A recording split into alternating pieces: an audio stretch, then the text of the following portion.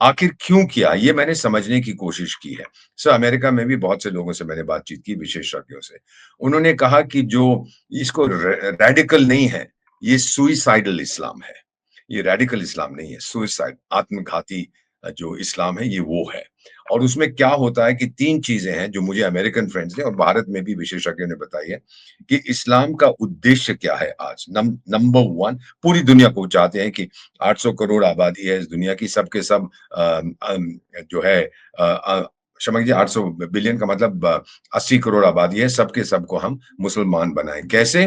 पहले रिप्रोडक्शन, जितने बच्चे पैदा कर सकते हो 30, 40, 50, 60 करिए और फिर 4-4 पत्नियाँ रखते दबा के बच्चे करिए, इसको डेमोग्राफिक अग्रेशन कहते हैं।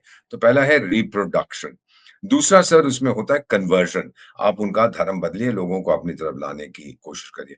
और तीसरा और आखिरी है एलिमिनेशन। जिन लोगों को आप कन्वर्ट नहीं कर पा रहे, उनको मार दीजिएगा। तो ये 3 नींव हैं, जिससे ये पूरी दुनिया को टेक ओवर करना चाहते हैं। अब ये जो हमला हुआ है, मैं अपनी पत्नी के साथ बात कर रहा था, उनकी कोई खास दिलचस्पी नहीं है, पर मुझसे पूछने लगी कि दीपक इनका लक्ष्य क्या है इन लोगों का?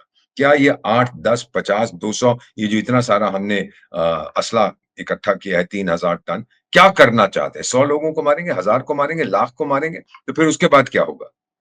खुद भी मर जाएँगे। अगर पूरा गज़वा जो हिंद करना चाहते हैं, यहाँ तो रहेंगे नहीं देखने के लिए, खुद तो भी चले जाएँगे। इन गधों को ये समझ नहीं आता। मैंने कहा नहीं, आपने सही सही शब्द का प्रयोग किया है, सही शब्द का, ये गधे हैं, समझते नहीं हैं, दिमाग नहीं है। अब ये राइसिन ज़हर को जो बनाने की कोशिश कर रहे थे, दुनिया का सबसे शक्तिशाली ज़हर है। और अगर इस ज़हर को ये बना के पानी सप्लाई के अंदर डाल देते, कई लाख लोग मारे जाते। इनको कोई फ़र्क नहीं पड़ता। क्योंकि इनका दिमाग जाग चुका है, दिमाग के बदले में राइसिन ज़हर इनके दिमाग में भर दिया है। अंतर्राष्ट्रीय स्तर पर जब हम पूरी तरह से स्पष्ट कर लेंगे कि आतंकिस्तान का हाथ इसमें, हम पूरे सबूत उनके सामने रखेंगे और फिर हम ठोकेंगे। एट द सेम टाइम ये एकदम से रिएक्ट करना कई बार सही नहीं होता डिप्लोमेसी में। अंग्रेजी की कहावत है कि जो बदला है, उसको सर्व करिए जब वो ठंडा हो जाता है। Revenge is a dish best served cold. रुकिए, घबराने दीजिए, वो जो वहाँ की पिंजड़े वाली मुनरिया है, वो डरा हुआ है, उसको पता नहीं हम क्या करेंगे। क्योंकि हमने पिछली बार कहा था कि हम सिंदूर को सिर्फ सस्पेंड कर रहे हैं और कुछ नहीं कर रहे हैं।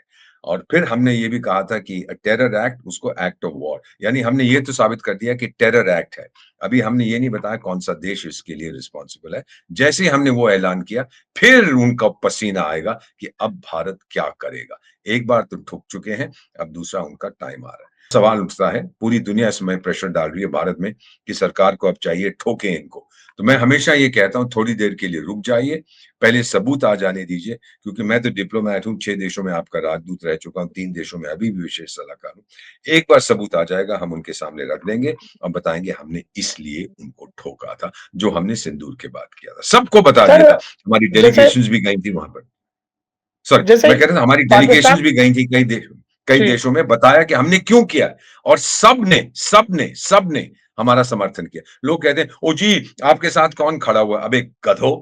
ऐसे मामले में कोई मेरे साथ नहीं खड़ा होता। किसने आलोचना की है ऑपरेशन सिंदूर की? भूल जाइए वो तुर्किस्तान का जो बेवकूफ वहाँ का अर्ध दरबान प्रेसिडेंट है और अज़रबैजान उनको भूल जाइए। उसके अतिरिक्त किसने आलोचना की? चीन तक ने नहीं आलोचना की, जबकि उसके कई लोग मारे गए थे वहाँ के। अमेरिका ने आलोचना नहीं की। अमेरिका के कई लोग मारे गए थे जब हमने हमला किया था उनके एयर बेसेस पे और कमांड एंड कंट्रोल सेंटर्स पे। तो ये है कि किसी ने आलोचना नहीं की, किसी ने कहा कि आपने बहुत खराब चीज़ की। बिल्कुल नहीं, सब जानते हैं कि अगर आज दुनिया में सर आतंक के साथ लड़ना है, ये चीज़ मैं आपको एक चीज़ बताऊँ, गोल्डा मायर होती थी इज़राइल की प्रधानमंत्री। वह she was called the iron lady. मैं मिला था बहुत साल पहले। तो उस वक़्त हम बातचीत कर रहे थे, मैं हमारा एक ग्रुप गया था।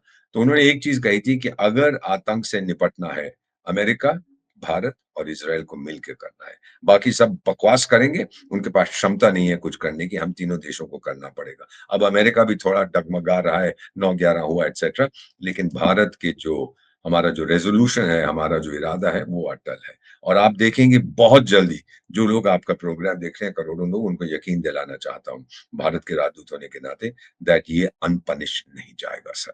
हम ठोकेंगे, लेकिन वो सीखेगा? नहीं। फिर बार-बार उसको ठोकना पड़ेगा, जब तक उसके टुकड़े नहीं हो जाते और उसकी ताकत ये नहीं रहती कि हमको फिर सताए। अब तो उस देश का नाम भी बदल दिया है ना, बदलने वाले हैं। मेरा ख़्याल है एक संविधान का संशोधन होगा, उसका नाम रख दिया जाएगा मुनीरिस्तान और मुनीरिस्तान में कहेंगे कि अगले 500 साल तक ये आदमी रहेगा यहाँ पर, हम मर भी जाएगा तो हम इसकी रूह को वापस बुलाएँगे और ये हमारे देश का नेतृत्व करेगा। चलिए, अगर आप ऐसे गधे हैं, तो हम लोग आगे क्या कह सकते हैं?